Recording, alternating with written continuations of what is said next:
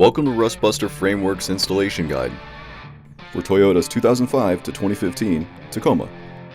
Before you begin, if you're uncomfortable performing any of the processes listed in this guide, then we strongly suggest you seek the work of a professional.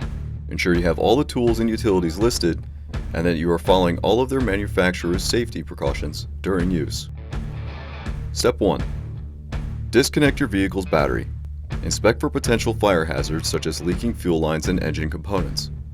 Repair or remove these before starting.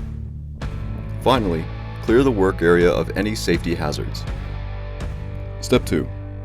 Our part features a perforated plate that, when removed, it allows the part to go around your transmission crossmember.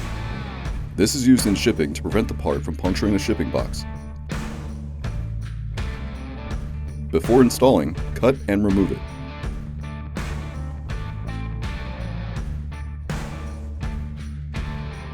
Grind the work area free of rust and debris, revealing bare metal, followed by coating the work area with a weld-through primer to help prevent against further rust development. Step 3. Push the part onto the frame while using the frame holes to help with alignment. C-clamp and tack weld the part into place and verify its alignment. Weld the part to the frame along all edges.